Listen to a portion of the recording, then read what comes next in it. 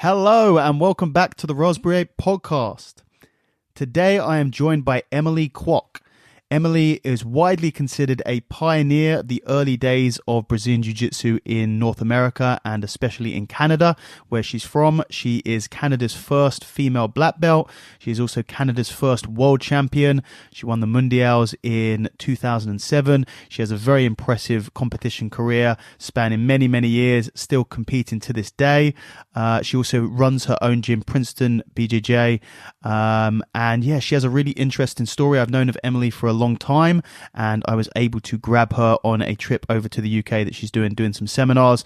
So I was able to track her down and have a great conversation with her. Really, really enjoyed this, and I hope you guys enjoyed listening. Check it out. There we go. We're recording. What a way to start. Yeah. We're just talking about baked beans and Britishness. I mean, speaking of which, how are you enjoying the UK? I love it.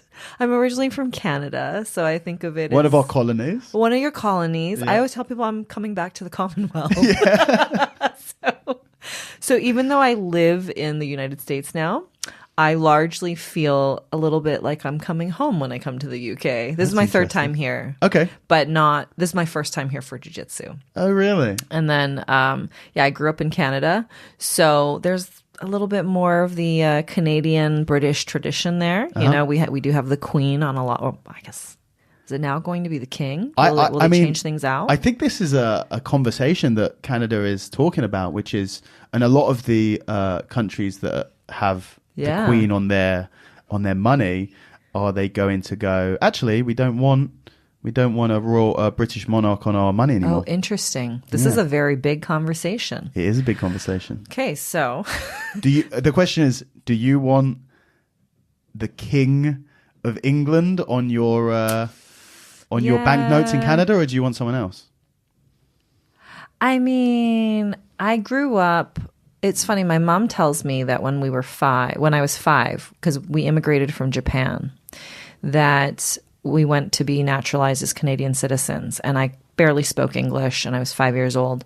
And the one question that I was asked was, "Do you know who the Queen of England was?" And I was like, "Yes, Queen Elizabeth." So there's a little space in my heart for her. I mean, I'm not one of these big monarchists. Yeah. But I do admit that when I come to the UK, there is that I like a little pomp and circumstance. I like that kind of stuff. So I don't know that I want King Charles. You know, he's kind of a shady dude. I mean, your words, not mine. Yeah, I mean, there's a lot of people where it's just like, what? It's 2022. Why do we still have a royal family? But anyway, enough of that controversial topic. Yeah, you enjoying the UK? I love it. I love being here. I love history. Yeah. I mean, we could talk for a long time about the history of England, but I just find it fascinating that it's an old culture.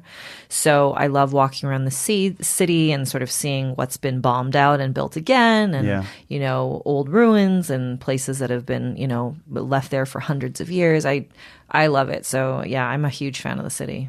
Yeah, I mean, it is one of the crazy things about Europe and the UK versus North America, which is, I guess the Americas in general, but especially North America, which is, you don't have much history because obviously as Canada and America is very new. And then all of the sort of native Americans, they didn't leave a lot of things that would last through time. Yeah. You know, not a lot of metal, not a lot of stone and stuff like that. Yeah. And I think, like, for me, so I grew up in Vancouver, and everything is green and glass and new because it's, you know, even newer than the United States.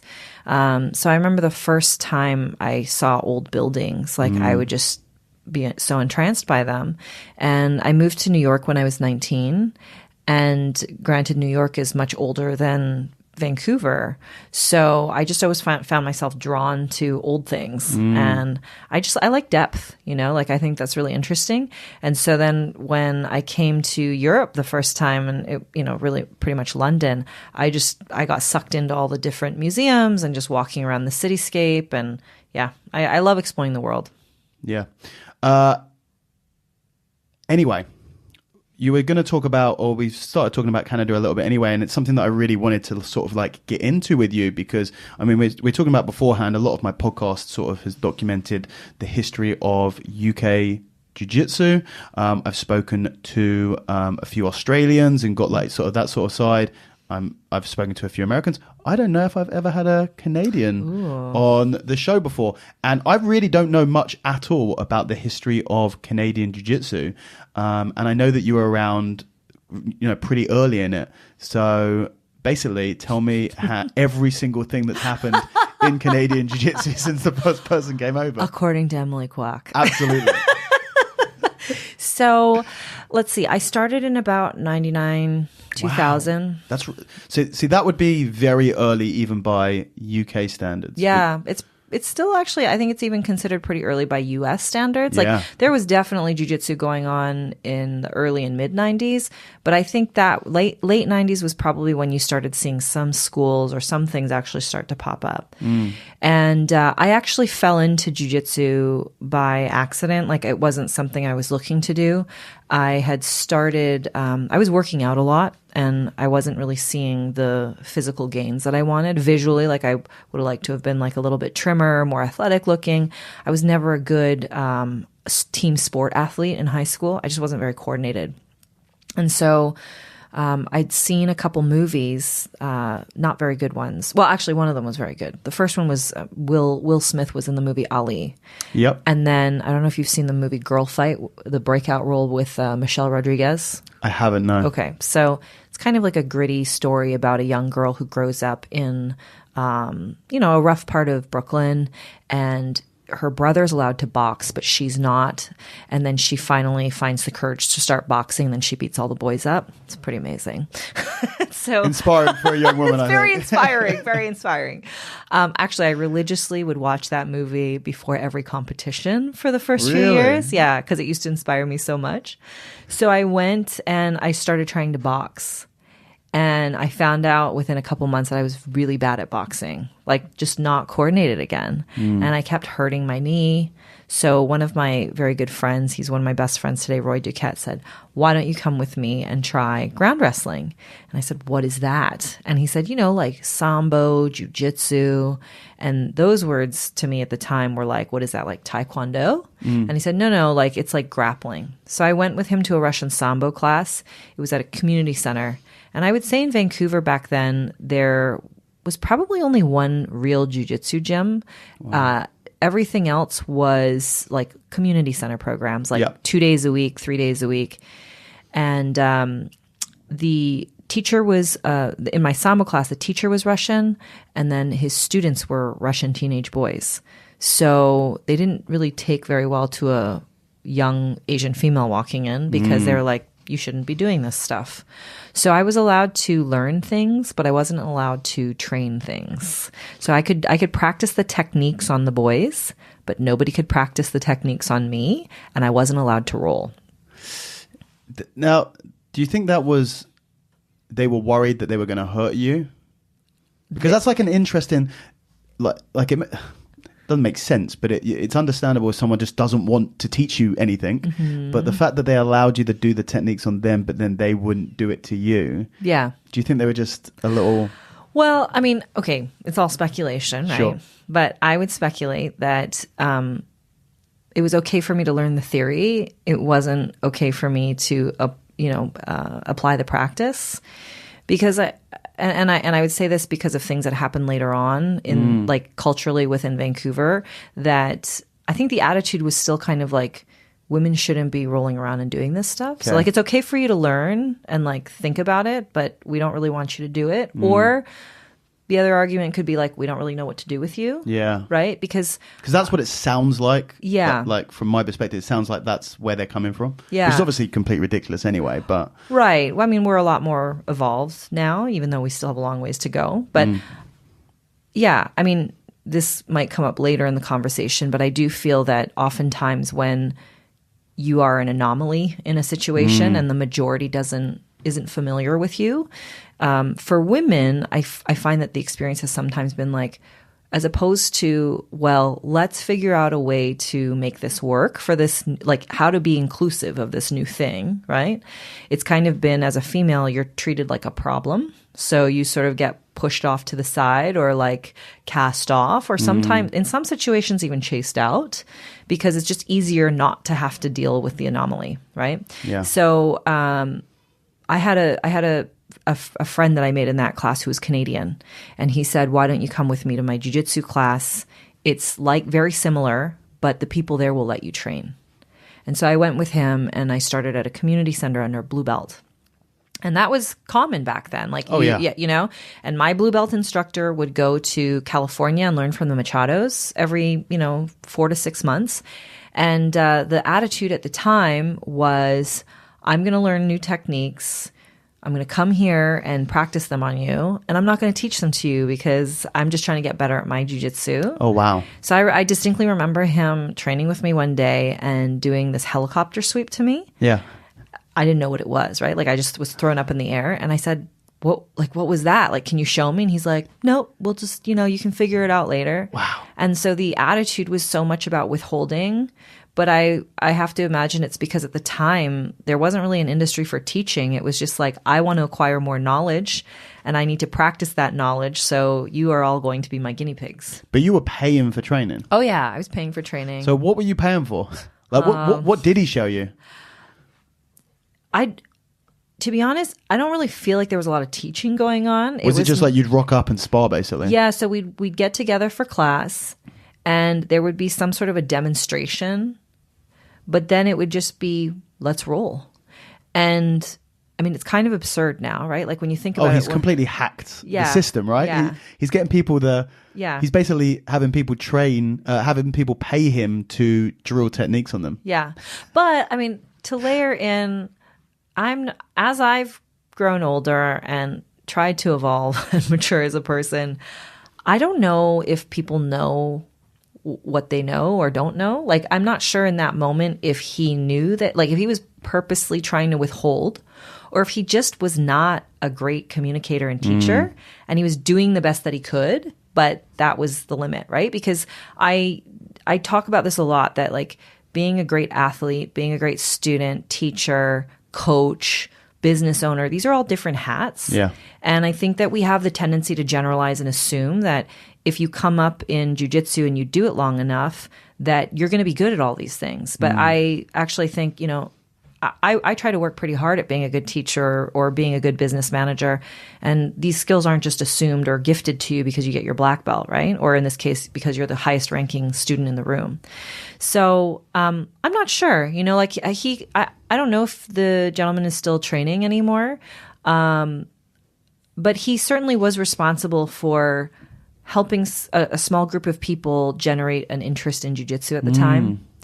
The biggest name in Vancouver, and I might not be incorrect in saying all of Canada, was a 6th-degree black belt named Marcus Suarez, and he was under Carlson Gracie. So his style of jiu-jitsu was so heavy and punishing that if you went to train with him, I mean, everyone knew like he was the guy, like that was the legit jiu-jitsu place. But if you were smaller, like you were getting your ass handed to you over and over again. Like nobody cared. The warm-ups were 45 minutes of conditioning. Like his warm-ups were notorious for hundreds of push-ups and, jumping jacks and, all sort of calisthenic drills that I think today most people don't want to do that much conditioning. Like a little bit of conditioning is one thing, but to have a 1.5 hour class be half conditioning. I mean, I feel like they probably didn't want to do it back then either. Yeah, this is true. This is true. But, he was responsible for really establishing jiu-jitsu as a legitimate fighting style.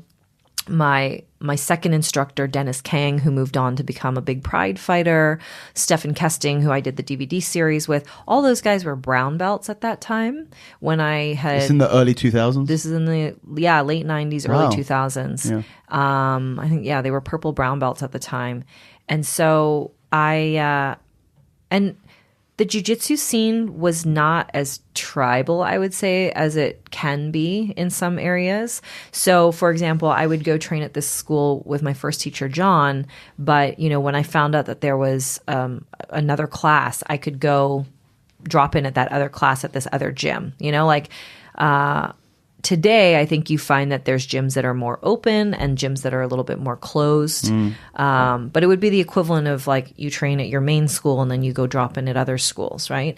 And at the time, I don't think the borders were quite as impervious as they can be in some places, even though clearly like Marcus's camp was like, we're the legit jiu-jitsu people, So I tried training under Marcus a few times, and I just couldn't hack it. Like it was rough, really rough. There weren't a lot of women my size. I was about 145, 150 pounds.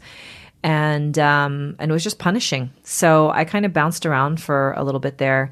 And at that time, there weren't a lot of competitions. We would probably have 2 or 3 competitions a year on the West Coast, and they would be pankration, jiu-jitsu, taekwondo, karate, like everything would be at one tournament. Yeah. And so my first tournament was as a 6-month white belt. 6 women showed up. I had tried to cut weight to make 139. And I showed up and I happened to end up there. We were all different levels, all different sizes. So I ended up being the smallest of the biggest. They split us down the middle and they went 3 and 3. So I ended up having to fight a girl who had trained for 1.5 years and was a blue belt. She was 155 pounds. And then my last fight was against a 185-pound white belt who had been training for 8 or 9 months. And so I fought in that tournament and I won. And then that was sort of like the start of, maybe I'm going to keep doing this. So, so there just wasn't a lot. And I think that that led me to thinking about, okay, is there another place I could train? Like, where can I learn more? Because the early jiu-jitsu scene really started at the time with Marcus Suarez, and then a lot of his descendants kind of went on to build up the rest of the Vancouver scene. There was also in Richmond, where my parents lived, Megaton Diaz had an affiliate program there. And Trevor Clarkson and Tim Shears were purple belts that sort of headed up that association. And actually, I should say the first time I was exposed to jiu-jitsu was when I was 16. I went to go train Jeet Kune Do, and I saw jiu-jitsu. But I was like, that looks crazy, so I didn't want to do it. Just 2 guys rolling around the floor. Yeah, they had this class that was after the JKD. And so I showed up and I did the JKD for probably a month or 2 before my parents told me to quit because it was unladylike. And I saw them rolling around on the ground. I'm like, what is that? That's like the perfect thing to say to someone if you want them to aggressively pursue it for the rest of their life. Right? My parents did a lot of that. My whole life. I like to think that secretly they really wanted you to train, but they knew if they told you that you weren't allowed to because it's not ladylike, boom. This is true. Yeah, and so that's what was going on in Vancouver back then. MMA fights were only sanctioned on Indian reservations. Really? Yeah. So like it was a hardcore scene. Because I remember the UFC had issues in the early days with licensing, and there was a lot of pushback from the government about basically stopping MMA from happening. And I do think that they did some of their events on reservations. Yeah, because they can just do whatever the hell they want there. So you would go to the Indian reservation and watch MMA fights. I mean, that's where my friends fought. And I think Vancouver back then, you know how they say, I don't know if you've heard this, like if you were to take a photograph of all the people that you started jiu-jitsu with, like you might be the only one in the graduation photos like 10 years later. Yes. I don't know what's in the water in Vancouver, but like if you took a photograph of who I trained with in 99, I would say like 50% of that class is still active in jiu-jitsu. That's amazing. Yeah, we were some tough motherfuckers. Yeah. So it was very interesting. But I would say that the association with jiu-jitsu and MMA was like a bit tighter, or like is a bit tighter in that scene. And I might also say that the impetus for someone to begin fighting back then was like, you wanted to fight. Today, I think it's become a lot more gentrified, and you might walk past a school and say, "Oh, that's cool, martial arts. Like, I'd like to get more fit. Oh, that's nice. Like, that looks really fun, right?" It wasn't that way. But like back then, it was pretty grimy, and it was pretty dirty, and it was pretty gross. And it was like, if you didn't want to fight, you weren't going to get in there. So I feel like maybe we were a bunch of anomalies that had started training together. Just a rogue bunch of misfits. Yeah. Who were just going to keep training for 20-something years. So when you say fight, you mean in grappling or MMA or just like... Anything you were there, could get. It was just an attitude. Yeah, because, I mean, at one point, Dennis's school was... Actually, I think Dennis's school started in a Muay Thai gym, in the basement of a Muay Thai gym. And... the basement, I mean, I'm telling you, it was probably the size of this hotel room. Really? Puzzle mats. And it was like I was his second student. Wow. And so I remember distinctly going to class every day I could. And if it was just me and one other guy, we would run around the mats and we would do warm up with Dennis and we would train. And as more and more people started to join, I mean, like nobody could discount me because I showed up more than everybody to fight. And if class hadn't started or if it was an off day, sometimes I would be upstairs trying to learn Muay Thai. This was the kind of Thai gym where they would bring somebody over from Thailand. And yeah, I mean, like you just wanted to fight. How old were you at the time? It's like 19, 20. So what's the driving force there? Because it is so... You know, we're very lucky that we live in a time now where, especially for women, but for everyone, it's more jiu-jitsu is more accepting. I think MMA is more accepting, but especially jiu-jitsu is, you know, you want to get it's for everyone, and you want to get people through the door, and it's very nice and relaxed, and especially for women, it's a lot more inviting. Back in those days, it was kind of not inviting for anyone, which is sort of that you were there to fight, but especially for a small woman, young woman. And it must be hard rolling with these guys, especially they're coming with that kind of grit and determination to fight as well. What gives you what do you imagine gave you that kind of toughness to stick it out? I don't think I knew it at the time, but when I reflect on it, and you know, I've also done a lot of work on myself, personally reflecting and having other people help me reflect on my motivations and why I do what I do. But, you know, I grew up in a very conservative Asian household. My mother's Japanese, my father's Chinese. It's a very socialized way of life. Like they were immigrants, right? So like their idea of success was we're here to sacrifice. You go to school, you're going to get good grades, you're going to go to university, and you're going to become a doctor, lawyer, a dentist, and a classical pianist, and a golfer, and a tennis player. Like that's what you do. Yeah. And I didn't want to do any of those things. Since I was, you know, like a teenager, I really started feeling compelled to make art. Like I wanted to express myself, and it was not tolerated by my parents. So I think that, you know, looking back, I think that the reason why I wanted to fight so bad was I think that there was, one, a physical manifestation of what I was feeling like on the inside. But two, I also think I just wanted to be seen. Like I wanted somebody to recognize me for my efforts. And it just wasn't what would happen at home. It was resulting. It was like straight A's or nothing, or like win this award or nothing, right? And Asians are very oriented towards that like entity mindset of like, you must achieve this platform and it's black or white. It's not really about the efforts gained, right? Because you can look at any accomplishment that way. You could say, okay, do you win the fight or not, right? And like, I'm just saying like my parents might have said, well, you have to win the fight. But if you orient yourself around that, then if you don't win the fight, which there's a 50% chance you're not going to, and nobody knows, nobody can sort of tell what the future is, then you're a failure if you don't achieve that goal.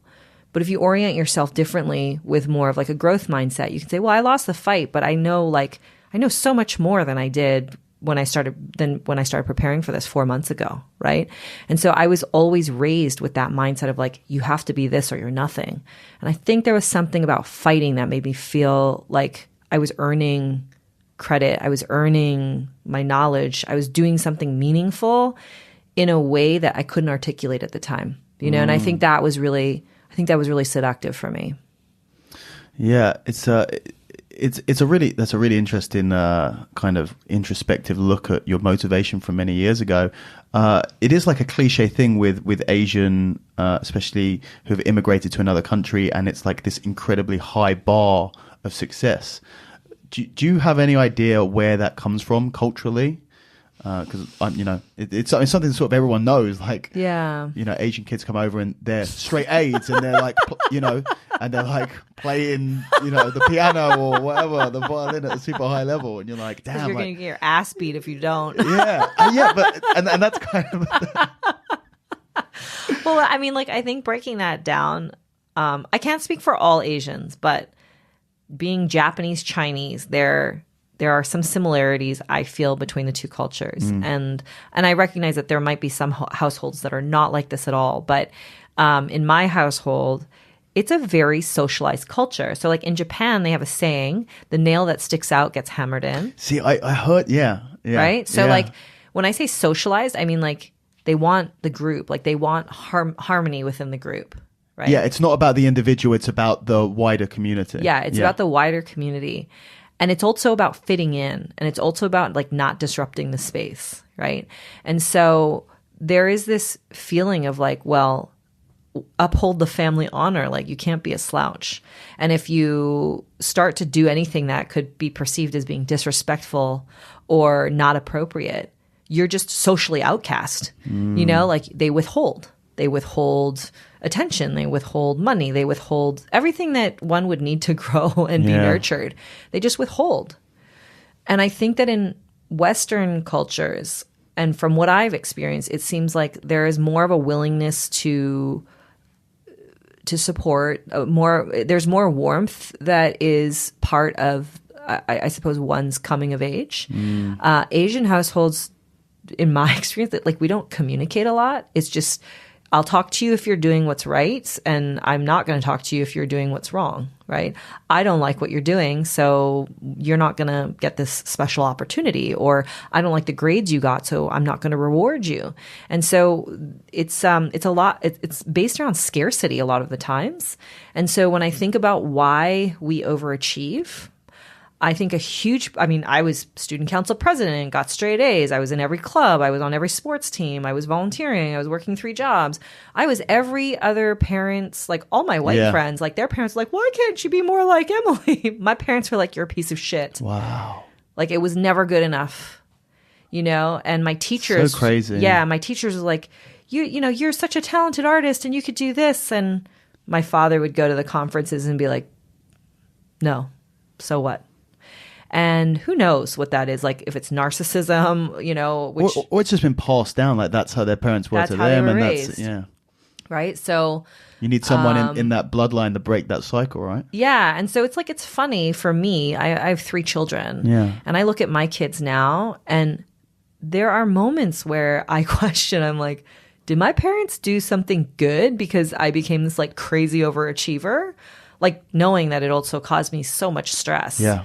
But like I wonder about that spectrum of scarcity and abundance, right? And in some of the work that I've done, I've also learned that psychologically, one can only grow if there is adequate amounts of support and challenge. If you have too much support, not enough challenge, too much challenge, not enough support, or if the challenge is too great, then you have arrested development.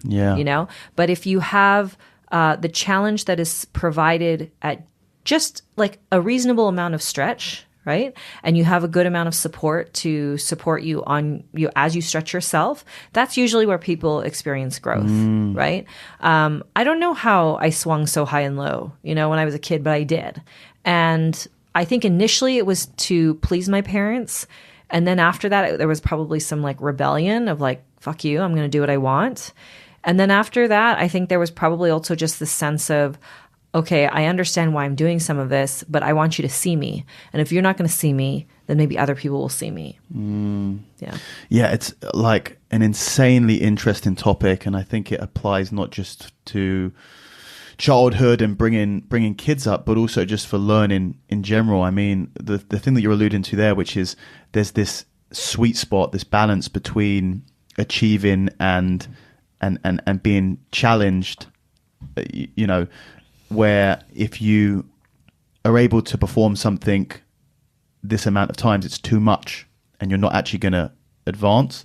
And if you're not able to achieve it, then you're not going to advance. And I can't remember exactly. I was reading something, or I heard something about like this ratio of when you want to be failing and when you want to be succeeding. Immediately I think of sparring, and grappling, and how if you're rolling with someone and let's say you're doing some constraint based drilling or sparring where you're looking to pass the guard, and you are able to pass the guard 100% of the time, you are not being challenged enough to actually be in a situation to grow. But then if you're rolling with someone who's so high level that you're passing 0% of the time, then that's the opposite side where you're also not growing. And it's how do you as a coach formulate a system to keep your students in a position where they're succeeding, say, 70% of the time, which is probably around about the right amount. I definitely think that you should be trying to succeed more than you're failing. Yeah. But obviously, if you succeed too much,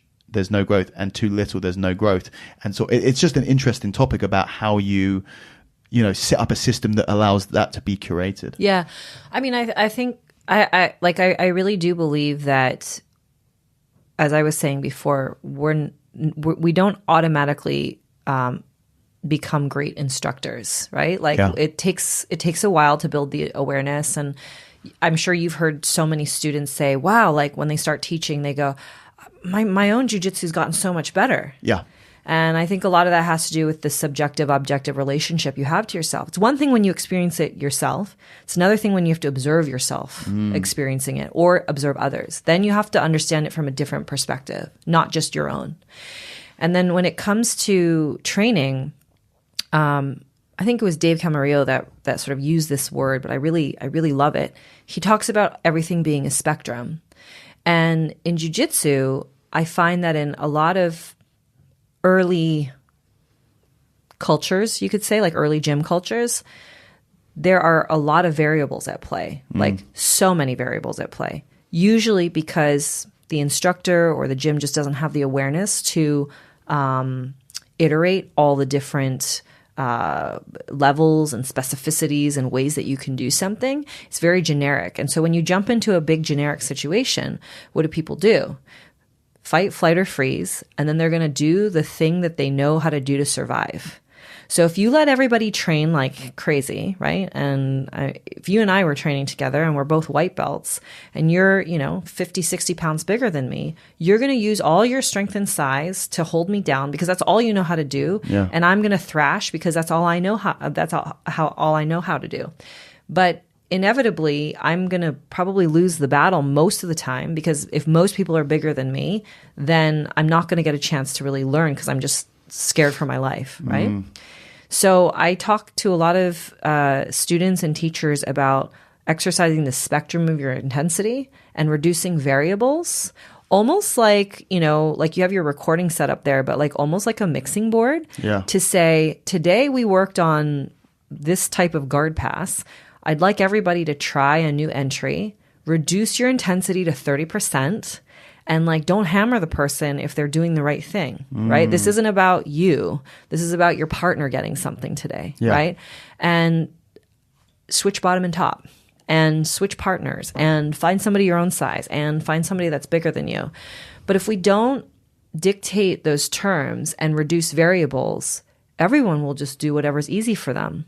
And when we are all allowed to do what's easy, we're just going to do something that doesn't really help us grow. Yeah. So I think it's up to us as instructors to help people determine the circumstances under which they should be helping them grow, right? So to what you said, like, I'm going to offer you X amount of support. I'm going to set the scenario up so that you can also succeed. And I'm going to try to train everyone in the room to value learning, not value smashing. Yeah. Yeah. I mean, it's one of those... I think that's something that we've seen over the last 10 years, but especially over the last 5 years, I think even more so, which is bringing a level of intelligence and actually thinking and, be it using scientific studies or whether it's using various different training modalities and specific sparring or constraint-based learning and stuff like that to actually the way that you learn isn't just slap hands, go and try and kill each other, which is, I think, a very old school way of doing it. Back when I was teaching, about 70% of the sparring that I would do in my classes would be specific sparring. Because what's the point of you learning butterfly guard for 8 weeks and then you go and roll and you slap hands and you're just fighting on your knees to get into side control? What's the point? Yeah. I think that we also make the assumption that it's very easy to be like, well, this is the way that my teacher taught me to teach, or like, this is the way things should be done. And I'm not saying that we discount the things that our teachers teach us, but if we are also intelligent human beings, we can incorporate other things, right? And so, I like to take cooking classes. I started cooking over COVID, and I like to learn life principles through whatever I'm studying. And one of the chefs that I was working with, we were making German spatzel, and he had salted the dough, he salted the water that it was being cooked in, and then he salted the cooling water. And he said to me before I pressed the dough into the boiling water, he said, "Emily, I salted the dough and all the water salted as well." And I was like, "Chris, this sounds like a lot of salt. Like, why so much salt?" And he said, you want to flavor food at every stage to create depth.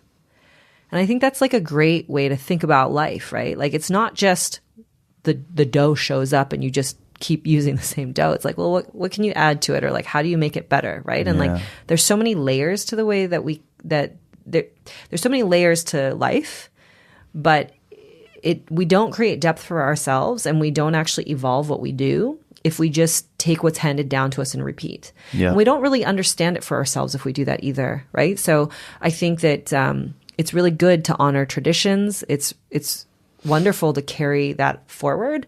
But as we grow as a species, there's better ways to do things. And so I think we should always think about keeping our minds open to incorporate that. Yeah, 100%. I couldn't agree more. And it's like, it's evolution, right? Like natural selection. And, Bruce Lee, one of my favorite Bruce Lee quotes, back when I was kind of in the early days of me training, I was not a massive, I didn't dislike Bruce Lee, but I wasn't a massive Bruce Lee fan. I just wasn't around that sort of age. I think I was a little bit late to the party when he was, as height of stardom, and people are going to hate me for this. But early on, I thought a lot of his quotes were really cheesy and I didn't like them. And as I've got older and sort of kind of got more, and always thinking about it, I think that they are timeless. They're genius. Like, be like water. I just like think about it all the time. And I think like this is one of the greatest quotes about martial arts ever. Yeah. Like adaptability and stuff like that. And one of the other things he says is, I won't try and quote it perfectly, but, take what is, learn and then take what is useful and keep that and adapt and throw out what's not. And I think it's imperative that every single instructor, especially people who, there's a difference between a teacher who is not super into it, is maybe runs a little class and they have a full-time job and, jiu-jitsu is in their life, where they're just they don't have the time to really break things down and put their own spin on it. And that's okay. Just, you learn it, you're passing it on to someone else, and that's okay to do. But then for others who jiu-jitsu is, they own a gym or they're head instructor and jiu-jitsu is their life and they have loads of time to be thinking about this thing. I mean, what are you contributing to the sport if you're not trying to add something to it? And one of the things that really made me think about this, and there's a few things actually. Firstly is, there are a couple of techniques that I was taught, and I used to teach. It's very natural, especially early on when you start teaching, you will teach things verbatim how your instructor was taught it to you. You are not teaching your own version of a technique. You are teaching your best to teach exactly what you will learn, because you don't really understand the sport enough to really start putting your spin on it. It takes time. I mean, I started teaching at 16 years old. Wow. Jiu-jitsu? Yes. Wow. Yeah. So I'm very, very lucky. People will say, you're a great instructor. I go, well, I've been teaching for 14 years. Yeah.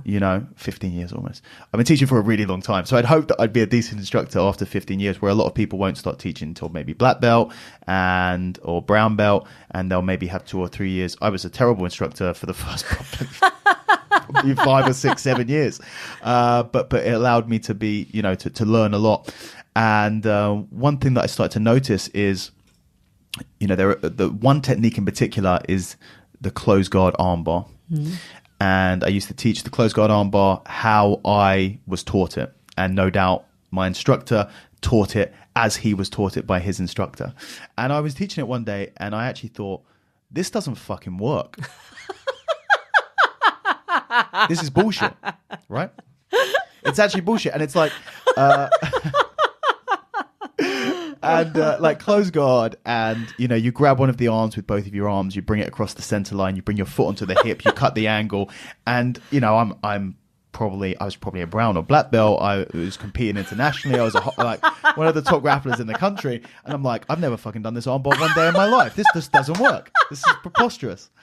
And and then it would be very easy to you understand what I'm saying though? Like there's a lot of techniques like that. Was like. And I'm like, why am I teaching this? And I realized it's possible in that scenario to go, oh, this is bullshit. I'm just not going to show this anymore. But that's not what I did. It was, I understand why this is shown as a technique. There are techniques that are shown because this is something that might actually happen. And there's techniques that are shown to teach you how to move and to teach you ideas and principles. So I will still show the unrealistic, will never happen in reality armbar from close guard, because it's a fantastic way of teaching the principle of bringing the arm across the center line, about cutting the angle, about bringing your knees together, about turning through the hips. But then I'll explain to them, this will never work. I'm not teaching you a technique right now that you will be able to slap hands with someone, pull guard, and get an armbar like this.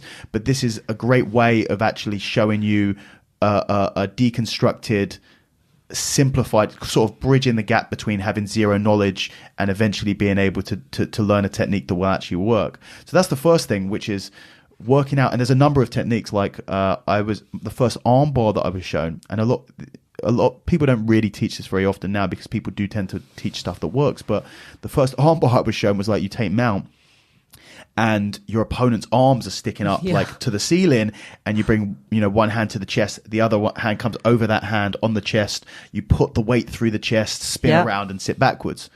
I mean, that might work in maybe MMA where you're punching someone and they're sticking their arm out, someone who has no idea what they're doing. But realistically in grappling, that's never going to work. But again, it's really useful for understanding how to cut the angle on the armbar. And as long as you understand and tell people when you're passing it on, this is a technique that does not work, but it still has value in teaching the basics to other people, then that can work. And it reminds me of like another thing. That was the first one. And then the second one was I think it was a Malcolm Gladwell book. I think it was Blink or something like that. But he was talking about how a lot of people teach what they actually do is completely different from how they teach what they do. And they don't even know it. And it was about tennis players and about how they always teach. They go, how do you do a forehand? I don't really know anything about tennis. How do you do a forehand? And it's about like turning the wrist over. And they put a load of motion capture all over their body and got them to play. And then they looked at it back and they go, you're not turning your wrist at all. And they're like, what? But like not even like a complete disconnection. They're like, how do you do this thing? And they go, you turn the wrist. And they go, well, you're not turning the wrist. And they've developed how to actually make it work through practice. But then when they try and teach that on, they're teaching it completely incorrectly. And they don't even know that. Yeah. And therefore, it made me think like, damn, like, is there anything that I teach that I'm certain this is how I do it, but I don't do it like that at all? And like I realized recently, I really like Americanas. I feel like they're underrated and underutilized techniques, and not just for creating reactions and doing stuff like attacking the back, and but actually going for the submission. And I used to teach Americana at seminars. I had this like side control attack thing, and I teach Americanas, and you'd always teach obviously in the same way you do a Kimura with a thumbless grip, in order to like get a better position, more engagement with the forearm and stuff like that. And I hit Americanas relatively often in sparring, and I just started like checking myself and kind of being more aware of what I was doing. I was like, I'm grabbing with my thumb, because you need to grab with your thumb probably 70 or 80% of the time to actually have control of that wrist. Because if you try and grab thumbless, you're just going to slide off. I'm like, yes, in an ideal world, if I was able to get to a finished position with a thumbless grip, I'm able to get a stronger finish. but most of the time I'm not going to be able to get to that finished position. So it's one Right. of those things like I will teach the Americana with a thumbless grip, like this is the anatomically strongest position. But to be honest with you, most of the time you're going to be having to grab with your thumb and trade off some of that finishing power anatomically for actually realistic chance of setting it up. Yeah. So it's just like a few things like that, like you're saying, without me waffling on too much nonsense, the disconnect between what people just learn, and you need to really, as an instructor, if you really care about being a good instructor, be self-aware enough to be able to filter that through before you teach it on. Yeah, well, I mean, I also think it's about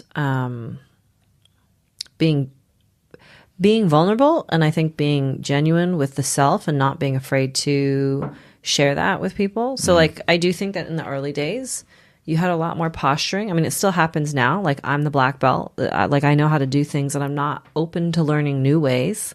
I'm not going to refine what I do because I know that my way is best.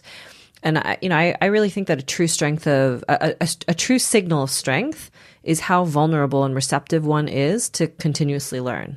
Yeah. Right. And I think what you're talking about is so much. It has to deal with internalizing things. Right. So it's not just the superficial way that was handed down to me, but it was like taking this framework, understanding it deeply for myself, seeing how I might change it or make it better for someone like me, and then sharing what I've added to something that is universally should be understood, but to make it more effective, everything has to be tailored, right? If we don't internalize something deeply, and this is where I think competitors come into play. As athletes, we have to internalize everything we do. We don't compete well if we don't know what the fuck we're doing inside out. Yeah. You can't go to a competition and do 10 things that your instructor taught you that you don't actually know how to make your own. Maybe you turn your hip slightly out a little bit more. Maybe you bring your knee in more deeply. But these are things that everyone kind of has. You kind of have to add your own flavor to it, right? And I think as we go along, we're developing better self-awareness. So one, like we are more open to examining ourselves and creating a tighter feedback loop. And I also think this is where technology comes into play. We can observe ourselves in ways that we really couldn't before. You know, everyone has a video camera on their phone. Yeah. In fact, I was teaching a seminar yesterday in Brighton, and I took it out and I took a photograph for the guy that was trying to do the technique, because, as you said, what we think we're doing is not often what we're doing. And when we make that our feedback loop, we're never going to have a great outcome. But if you actually see yourself on film or in a photo, oh, that's what I'm doing, I'm not doing what I think I'm doing, you automatically correct your behavior or, technique in a way that you otherwise probably would have let go on for years. Like, how many techniques have we drilled in bad habits with because we've not had anybody to tell us, like, that's not the right way to do it, or this isn't going to work for you, right? So I agree with what you're saying, and I think that it's up to us to sort of demonstrate how we can confront ourselves more easily. Like, if I think about one of the motivations I had to compete, it wasn't always to get a gold medal. It was to see how I fared. It was to see if what I was doing was effective. And it was the only feedback loop that I had, right? So, so I think that this is changing a lot more with the times. Yeah. And you mentioned competing there, and obviously before we went off on a few tangents there, we were talking about competing, but that's what we like to do. We like to go off on a good tangent. That's what it's about. Your first competition, you went into this competition 6-month white belt, and you won this competition against, more experienced, bigger girls. You went on to have a really, really successful competition career, and you're still competing. Like, you competed this year. Old lady division. I mean, still competing now, but what was that? What was that like? What was the scene like competing in those early days? Like, yeah, so it's interesting, right? Like, I think there's a part of me that can say, I competed a lot and I had some good success, but my level of jiu-jitsu or the depth of my knowledge is really not that deep, because I didn't have, not like today where you actually, in women's divisions, you can have 10, 20, 30 women in a division. In my time, it was like 2 people showed up. So my wins, a lot of my early wins were wins of consistency and wins of will, because whether there were 20 or 30 other women training, like, I was one of the only ones that would show up to fight. So sometimes I had to fight 2 people. Sometimes I had to fight a dude. I had to fight whoever showed up if I wanted to fight. Did that happen a lot that you had to fight It happened guys? a couple times. The one that stuck out in my mind the most was I went to a local tournament. It was no-gi. And there was a women's division, but there was only, I think I had 2 or 3 fights in it. There were like 6 or 7 women. Different levels, different sizes, because we just didn't have enough to break it all up. And at the end, I won the women's division, and then the promoter came up to me and said, "Hey, like a lot of people would like to see you fight in the absolutes." I'm like, "Oh, you're going to have an absolute for the ladies?" And he said, No. We're going to have an absolute for the guys." And I said, I don't want to cause a scene. Like, I'm not here to, I just wanted to fight women. And he said, "Yeah, but, I think a lot of us would really like to see how you do with the dudes." And he's like, "You want to give it a try?" And I was like, "Okay, I'll try." Because back then, I fought gi if the tournament was gi. Yeah. I'd fight no-gi if the tournament was no-gi. I was just looking to fight. Yeah. So whatever, if you told me to fight like, in a bear suit, I would have done that too. But that's what we had. And so I jumped into the men's division, and it was quite interesting. They drew another guy that was probably about 10, 15 pounds bigger than me. So it wasn't like I was going to be fighting. It wasn't going to be a spectacle, right? I mean, it is a spectacle. Yeah, it is. But it's not like... Small spectacle. Yeah. So they called me up. They called the other competitor up. And the way that they did it was everybody was sitting around the mats waiting to watch. And then they would pull the 2 people from the bracket and you'd go up. And the guy that was supposed to fight me came up, and he looked at me and he looked at the table and he's like, I'm not going to do this. Yeah. And I said, "What's the problem?" Because I'm not confrontational. So The most passive aggressive thing. Is there an issue here?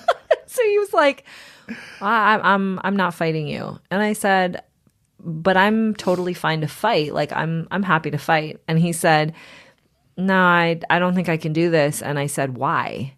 And he said, "Well, and I said, "Listen, I hope you understand. I paid to be here. I paid to fight. So I want to do this." And he said, "Yeah, but my mom raised me to protect women and help women. I don't feel comfortable fighting a woman." And I was like, "Well, that might be true for any woman that's on your side or in your group of friends or your mother or your sisters, but I paid to be here like you did. So don't think of me as someone you have to protect." And he said, "Well," and then he walked back and forth and he said, "Okay, you got to understand, this is kind of a lose-lose situation for me." It is, though.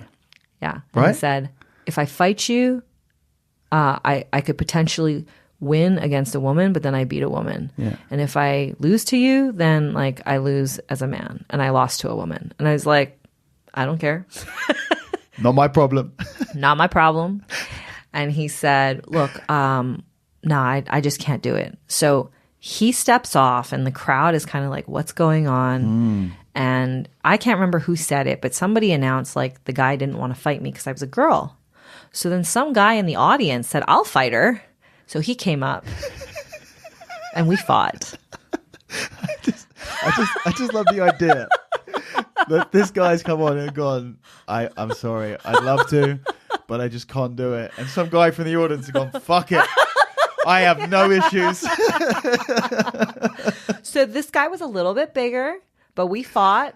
And it was a 5-minute match. And I think I lost like 4.5 minutes into a triangle. But I mean, like, people loved the match. Everybody was really happy. The guy was very gracious. And then afterwards, the guy that refused the fight came up to me in the hallway. And he said, "Hey, I just want to say I'm really sorry. Yeah. Like, you just have to understand it was a weird position for me to be in." I was like, "Yeah, I get it." And he's like, "But if you ever want to come to my gym or if you want me to come to your gym, I'm like happy to fight you like that." I was like, "I'm good, thanks." I won't be coming to your gym. You had your chance. Yeah. So, like I on some level, I'm like really happy and like super excited for the women that are coming up right now. Yeah. But then there's also a part of me that's a little salty. Yeah. Because, like a lot of these women, they have the opportunities to really be champions and to not have anyone doubt that they deserve to be the champion because they had to run through walls, right? In my time, we didn't have those walls to run through. We can totally argue like the walls that like we built the walls and then we smashed through them. Yeah. Because I 100% acknowledge that if we hadn't shown up back then to fight two people or nobody, then these women today wouldn't have the scene that they have today. Yeah. But you can bet, like when I watched ADCC, like a little while ago, I was just like, what the fuck, man? They got tracksuits and fireworks. Yeah. And I was like, holy smokes, has the industry grown and changed? And if, like there was certainly a part of me that was like, I would love to be Fionn Davies right now. I would love, Brianna St. Marie, any of these ladies, like so much respect for that. But it was a very different time. And you just had to take what you could get. Yeah, it really was. It's actually mind blowing how fast jiu-jitsu's changed. I mean, obviously, even in the last couple of years, ADCC 22 that we've just had recently is the greatest example because the amount of money that was pumped into that was just insane.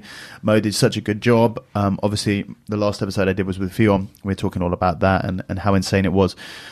I competed in ADCC in 2011 and it's not that long ago, but it's just, and we're going to talk about you in 2007, even earlier, but I mean, it was just, you can't even compare it. It's like watching two completely different sports. It might as well be 100 years apart. Yeah. But yeah, I think I understand the frustration in, damn, why wasn't I born 20 years later? But at the same time, the sport needed women like you to pave the way for the women that are competing today. Yeah. Because like someone had to do it, right? I know. It just Somebody sucks that it was you, right? Somebody had to do it. No, it's funny. One of my black belts, Shane, we were texting back and forth as ADCC was happening because it was not only was it such a spectacle, like an amazing spectacle, but I thought it was just really inspiring because as a young fighter today, you actually can look forward to something. You weren't just showing up for the battle. You know what I mean? Like now there's like, wow, like could I be like a jiu-jitsu celebrity or could this lead to something? Right? Like we don't have that celebrity in jiu-jitsu, and for a long time, it was considered to be like an unwatchable sport. Right? If you just show up for the honor of it. But Shane said, yeah, my dad says the pioneers take all the arrows. Right? And I was just like, like seriously. I was like, what the hell is this? But look, I wouldn't trade for anything the position I'm in now in terms of feeling the depth of respect. And, this, it's funny, even for me being over this way, my friend Mike, who kind of helped set up a bunch of these seminars, was like, listen, there's a lot of people who like would love to meet you and like see you on this side of the ocean. And I was like, do they even know who I am? Like, I was like, somebody would pay to like learn from me. And as I've walked around, it's been really interesting to see that, like there have been a lot of people paying attention for a long time. And I think when you do something for, I think when you do something for not just a few years, but I mean, I'm talking like decades. Like I joke that my span of jiu-jitsu would have graduated a college student, you're born and you graduate and you're probably either in a graduate program or you're getting some work experience. And so like doing something for that long, like the lessons that I'm learning now and the things that I see, like it's pretty cool to in some ways have caught the wave at that time because I can really see the span of its growth and I can see what we did at that time and how it's paying back tenfold now. Like when I won Mundials in 2007, it was a brown black division. A lot of women don't know that they grouped all the colored belts together and it took them years to split them apart. And so I won as a... That was just for the women. Yeah. So they used to do, if I'm not mistaken, it was blue, purple, brown, black all together. And then a year later, they went blue belts and then purple, brown, black together. Then they split it again, blue, purple, brown, black. And so... Even as late as 2007. 2007 that was the brown, first black. Year in California, right? Yeah, first year in California. And I believe the Nogis were also like that. Wow. And so it's funny because whenever, whenever students want to make excuses about why they can't do something or they're not experienced enough or what, I'm like, listen, I won Mundials as a 3-month-old brown belt in a brown black division. So were you brown shut belt up. when you I won? was a brown belt. No way. So it's kind of, but it's kind of dumb, I think. I'm recorded as a brown belt who won the world championships, and they don't record me as a black belt, even though I'm like, I won the brown black division. So yeah, I was a brown belt. You're down as the basically the black belt world champion. Yeah, but I can't. Maybe it was like BJJ Heroes. I was talking to somebody about something that had been written, and it was like she won as a brown belt, and I was like, but I won the brown black division. They're like, but you were still a brown belt. I'm like, okay, that's not false, but the qualification. So it was a combined division. So how many women were in the division? There were, I think, 3 of us. It was myself, and then Chris Shaw, who was a black belt, and Luca Diaz, who was Megaton Diaz's wife. Yes. Yeah. And I fought Chris Shaw in the first round, and she's so funny. She said to me, "I think you just retired me out of jiu-jitsu." Because I'm sure you've seen this. It feels like every 3 to 5 years there's kind of like a changing of the guard, and it's not like it happens slowly. It almost feels like it's a moment, and you just know that the division got cleared out. There's a level up. Yeah, it's like a really heavy level up, though. And so I think I had choked her, and I was going to this tournament for the first time. Nobody in my camp, nobody that knew me had any expectation for me to win. Everybody was just like, yeah, so you're going to fight Luca Diaz in the finals, and, she's been doing jiu-jitsu a long time, which to me was like, you're going to lose. Have fun. So I remember my coach at the time came up to me and said, listen, if you fight and she's walking forward, she's probably going to try to do judo throw.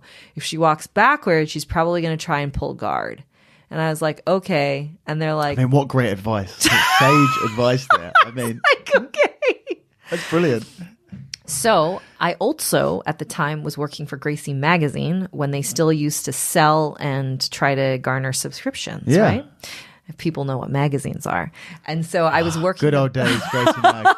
Is that when it used to be Portuguese and English in the same magazine? Yes. Yep. And they were just starting to roll out the English issues, right?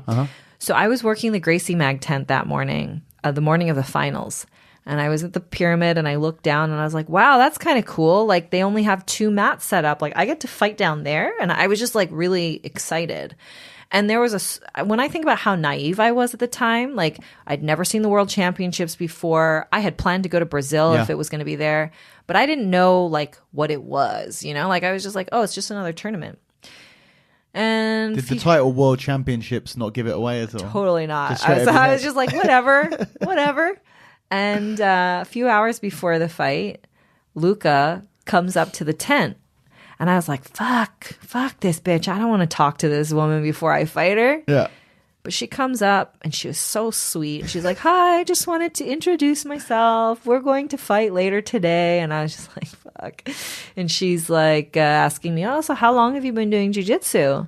And I said, well, I started around 99, 2000. She's like, oh, 7 years. And I was like, yeah, 7 years. And she's like, that's nice. And I said, how long have you been training jiu-jitsu? And she's like, oh, yeah, I've done judo for 20 years and jiu-jitsu 24 years. Jiu-jitsu 24 years? She would have started jiu-jitsu when I was 3 years old. I was like, what? And I died on the inside. I was like, I don't want to fight this person. But she was very sweet. And I just remember at the time, I just had so much gratitude for, I can't believe I'm here because this is rewinding 7 years. I was kind of a 15-pound overweight, not very coordinated girl that wanted to try something new. And so to go out there and fight her was really such a huge honor. And, my coach had said to me, because he understood Portuguese, he said, listen, Megaton's telling her that you have really good pressure, so she's probably not going to want to get stuck under you. And like we did what we could do, but I think I won that match heavily on points, and it was a great moment, and it was like the moment that I felt like, wow, maybe jiu-jitsu is a little bit more a part of my life than I thought it was. So you weren't taking it super seriously prior to that? Or? You know, it's funny. I took it seriously in practice. Like I was showing up multiple times a week, a day. Like I was so hungry for jiu-jitsu. But it was still so early. You didn't see what doing that would do. You know what I'm saying? Like you didn't, I was moving back and forth between Vancouver and New York. But I was training, when I was in New York, I was training at Henzo's. And like that was it. Like I think there were 2 or 3 schools in New York City. So as somebody who was coming up, early on, you're not thinking that if you work really hard, there's a career in this after for you. Like you're just kind of like, oh, this is kind of a fun thing that I do, right? Yeah. And around that time, when I started working for Gracie magazine, then people started saying, well, when are you going to make this full time? Because I was working. And I didn't really think that it was a reality until I decided to try managing a school. And I was raised very white collar, so I was told, programmed from an early age, you're going to be a doctor, lawyer, dentist, CEO, something that was very tangible. And to go back to Asian conservative parents and tell them, hi guys, not only did I ditch out on university for art school, I have a fine arts degree, but then they're like, now you're fucking rolling around on the floor with people and you want to make a living doing this? Yeah. So, yeah. So you mentioned it there. Let's go into it, which is, when did you open a school? Is it Princeton? 2010. Yeah, Princeton BJJ. In 2010. And is that you're the head instructor there? It's your school? Yeah, I share the responsibility with a business partner, Art Heinz, but it's our school. We're the head instructors. We co-own the business together. And it's funny, like when I think back to 2010, I really had such a low opinion of what I did and what women would be accepted for. Yeah. And I really was like, I can't do this if I don't have a man supporting me. Yeah. Like it just... Who I think the only person that I'd heard of teaching as a female at the time was Leka, and other than that, I was like, I don't think we could really have a viable business if I don't have a man, flanking me. And that's not, and I'm not discounting Art at all in terms of his value and like what he brings to the table still. But just my mindset at the time was like, there's just no room for a female only anything. It's so interesting because the last episode I was talking to Fionn, and we were talking she really wants to open a school, and one of the big things we were talking about was early on in her jiu-jitsu career, she was thinking like, I don't know if guys will ever want to learn from me, whether they'll want to do seminars from me. And then now obviously she's one of the biggest names. She's like literally the best grappler in the world right now. And we were at a seminar camp in Sardinia recently, and she had like 400 people at her seminar. It was just completely mind blowing. Yeah. And obviously that's completely different. But so do you think that obviously right now, I think people like yourself, like Fionn, all of the great women grapplers that are not just killing it on the competition scene, but also running seminars, opening schools, stuff like that, prove that men are way more accepting of learning from a woman than they were, I think, even 5 years ago. In hindsight, so there's no doubt that you could run a school by yourself today. Mm-hmm. In hindsight, do you think that you could have done it in 2010? Like, was it purely you thinking you couldn't, but you could have, or actually were you right? What do you think? I think there's a little bit of both. I don't know that I could have articulated it then, but my mission today is still, and as it was back then, to normalize women at the front of the room. Yeah. Do I think that there have always been men that would like to see women at the front of the room? 1,000%. Yeah. I wouldn't be here if it wasn't for the good men in my life, and I really mean that, because there's a lot of negativity around male-female culture in jiu-jitsu. But I just don't want us to forget that there's a lot of really great men that supported me and support Fionn and support all the other women training today that, if we didn't have them, we wouldn't be here. However, overall, it is still a heavily male-dominated industry. And I think that a man, it's reasonable to consider, like, just as a woman would, do I want to train at this guy's school who's like 250 pounds and like 6'4", or do I want to train at this guy's school who's 165 pounds and like 5'7"? I'm closer to the 5'7" guy, so maybe I'll go to his school. Like, I get it. Like, there's factors that come into play very rationally, like where you should go, what you should do. But you know, the DVD that I made with Stephen Kesting in 2010, which I also was terrified about, thinking nobody would buy it and everyone would laugh at me. You've got to be one of the first women jiu-jitsu instructor instructionals. I believe I was the second. Wow. I think that the first one was like the quality of it wasn't very good because I think it was on VHS. Wow. Yeah. And so when Stefan approached me about doing a DVD together, at first I was like, what? I was like, are you smoking crack? Like, what are you talking about? And he said, no. He's like, I think you could do this. And, you know, again, like rewind, he's known me since I was a white belt. So he's seen me grow, right? And he was in New York filming something for MG in Action. And I said, I don't know, Stefan. I was like, I just don't know that the world is ready for it. And I feel like people would laugh at me. And he's like, I think if we're talking about it, somebody else is talking about it. I think we could do it. So when we made the DVD, I agreed, and he said, you know, the most important thing is going to be the title. And I said, why? And he goes, because it's going to dictate like who's going to watch the DVD. So he's like, do you want to market it just for women? Do you want to do it to everybody? And I said, I think for everybody, because I don't want to, I'm a woman. I'm not sure who's going to buy this thing, but I want to include as many people. Yeah, smart. So then I said, why don't we market it towards everyone? And I came up with the title, How to Defeat the Bigger, Stronger Opponent, because everyone is generally smaller than someone else, right?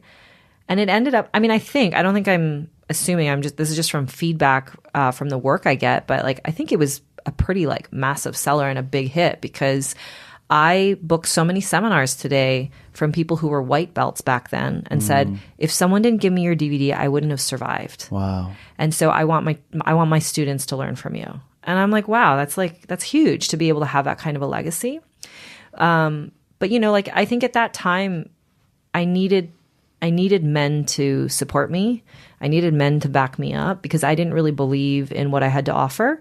And as I've grown and taught and had different experiences, a big part of what makes me happy in terms of being involved in jiu-jitsu is when I see men show up and fully recognize the value of anyone that deserves to be at the front of the room. Yeah. And, you know, like Thursday, I taught a seminar at the Jiu-Jitsu Brotherhood in Belfast with Cole Porter. Brilliant guy, such an amazing soul. And out of like the 30 some odd people that were there, he had one female and like everybody else was a dude. Yeah. And they were like the happiest fucking dudes on the planet. And I was like, this is fucking cool. You know, like this is cool because this isn't to discount women and children, but like I think a lot of the times, I don't know, I think it's a bit like maybe it's like naively assumed, meaning like harmlessly assumed by a lot of male school owners and sometimes females too, that a woman will be hired to come do a woman's only seminar. Yeah. And I've challenged that a lot of the times. And I've said, hey, why don't we just do a seminar? Yeah. And they'll be like, oh, but the women really want you. And I'm like, but isn't it more powerful and inclusive to just say it's a seminar and all those women should come? Yeah. And all those women should feel great because there's a woman teaching, but the dudes shouldn't be excluded. And I think it's a good message to send that everybody wants to learn from a woman. Well, that's it. Like when you do a seminar, especially there's no sparring. It's not like there's any advantage to having just women there and no men, but it's like who supports this person? Yes. And it could be guys, it could be women, it could be both, it could be big people, small people, whatever. Like the more people they're supporting, the better it is, right? Yeah. And that's not to say, like I do women's only camps, I do women's only seminars. I'm not saying that shouldn't happen. But it shouldn't be the only thing. It shouldn't be the only. That should not just be the standard. That as a woman, you come and you only teach women, and especially if you're going to travel over an ocean. Yeah. You know, like it's not something that we don't get to have these opportunities often. And so even with the camps that I started doing with Felicia O and Val Worthington and Hanette Stack years ago, our first female camp was in 2009, and we initially were like, nobody's going to show up. There'll be like 5 people. But we did it just to see who would show up, and 30 women showed up. Amazing. And then we did it again, and like it kept happening, right? So it kind of showed that there was a market for women. And when I do women's only events, a lot of it is to build camaraderie amongst females, because it is hard sometimes, being outnumbered and being outsized and outstrengthed.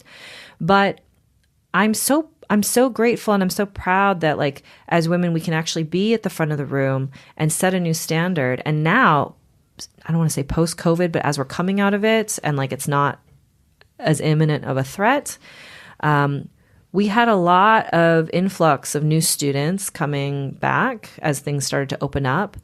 And we had so many little girls coming to class. Like our children's class, some nights there would be 15 girls and 1 boy. And I was like, what is going on?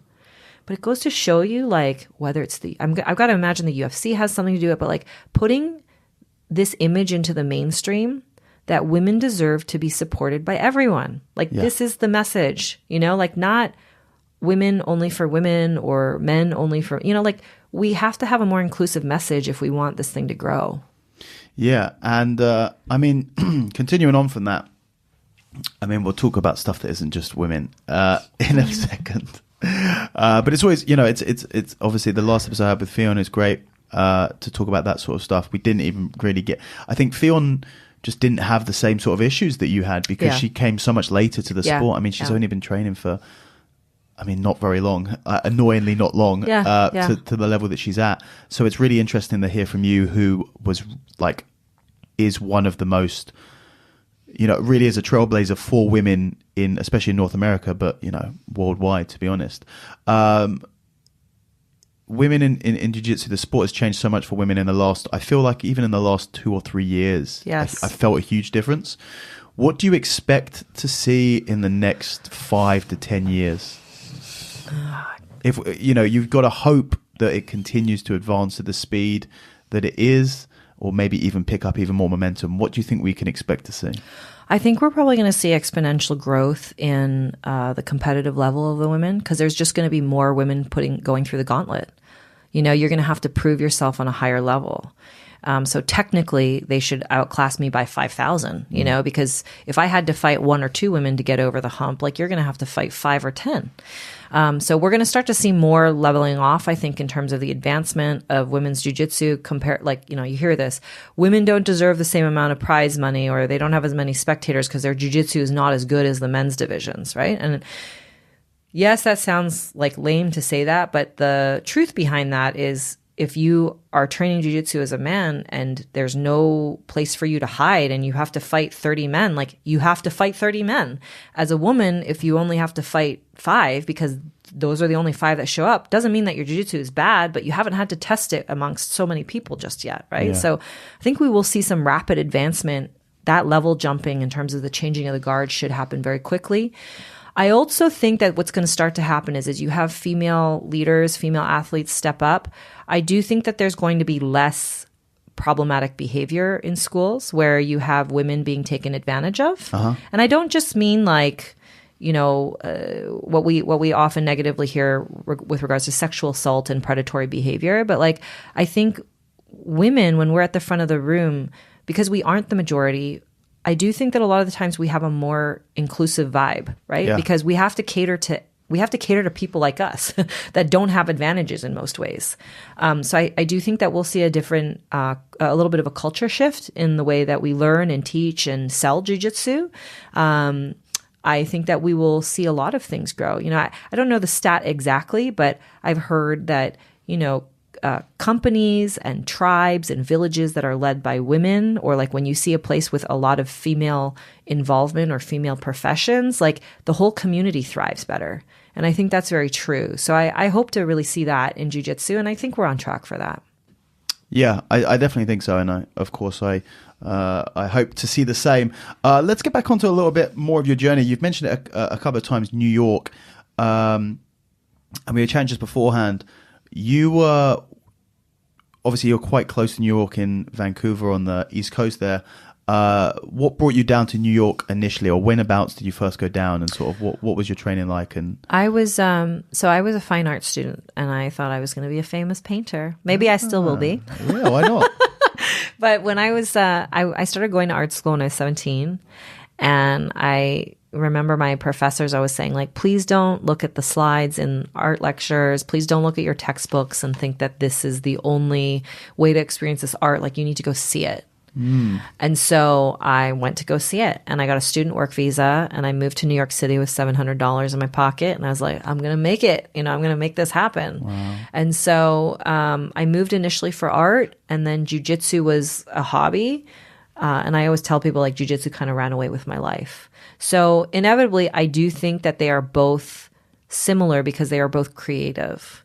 And it's also astounding to me that there's a lot of people who are involved in sports at a high level that also are brilliant artists. So like, one of my dear friends and former students, Dominica Oblinete, she also went to art school, and she's an incredible artist, and on my own podcast, The Master and the Apprentice, I interviewed a young woman named Annie Reichert, who's like, she's so badass. Like, she's a surfer, kite surfer, foiler, and she's also an illustrator, and so I think it's pretty fascinating that these two industries are kind of uniquely tied together. And so I think a lot of my creative energy went into making art with my body. And so I'd like to see myself get back to that. But that's what initially brought me to New York. And, New York, just like London, is like a large city. It's so stimulating. Everyone goes there for the shit mix, for the highbrow, for the lowbrow. And it's really like, I knew that I would have a bigger, brighter future if I moved to a more dynamic place. Vancouver's a beautiful city, but it's small. And I wanted to go to sort of like the intersection of chaos. Yeah, I mean, no better place than New York for that, right? No. And who were you training with in New York? So at the time or now? At the time. At the time, I started at Henzo's. Was that when it was Manhattan, Blue Basement still? Oh, no. Prior to that? Pre-Blue Basement. Really? Yeah. So at the time, I stopped in at Fabio Clemence's school and then Henzo's. I believe, I could be wrong, but I believe that those were the only two schools in Manhattan. And as a 6-month-old white belt, I got absolutely slaughtered at Fabio's school. It was all dudes, no mercy. Like, there was just no rational, like, I'm a man, you're a woman. Maybe we are not strength equal, like we're not equal in strength. They just hammered me. So I got my ass handed to me for like 1 or 2 hours. I was almost traumatized to the point where I was like, maybe I just shouldn't train anymore. Like, I don't think I can hack it. Yeah. Holy it was shit. brutal. Yeah. It was brutal.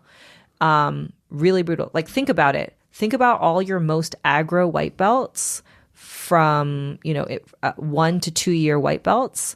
And a new girl shows up who's 150 pounds. And they're just like, there's no way I'm going to let this girl fucking beat me. So then you just get hammered. And I remember I left with like bruises. It was pretty bad. It was so bad, I almost didn't want to go try another school. And I decided I would go try Henzo's. My friends back home had said, there was a Gracie in New York. So I went to Henzo's school, and it was on the 5th floor of a methadone crack clinic. I think it was on 38th and 8th. And I mean, like, there was just a lot of random drug activity going on outside the building, and you had to walk through the doors and get in the elevator with a bunch of fucking crackheads. Like, it was, now that I think, like, what the fuck were you doing? And when they all got off on the same floor as you and then shut their gi on, then it was really worrying. They used to try to get off on our floor. Really? They would always poke their heads in and be like, what's going on? And back then the gym was not that big. And we were a sweaty, disgusting bunch. And like, these were the days where hygiene was also not a thing. It was kind of like medieval England. You would wear your gi, sweat the hell out of it. Stick it on the radiator? Stick it on the locker or the radiator and leave and come back the next day. It's disgusting. We would do that like 3 to 5 days before we would wash our gis. Oh my God. It's so insane, isn't it? So and I think back and I'm like, did I ever do that?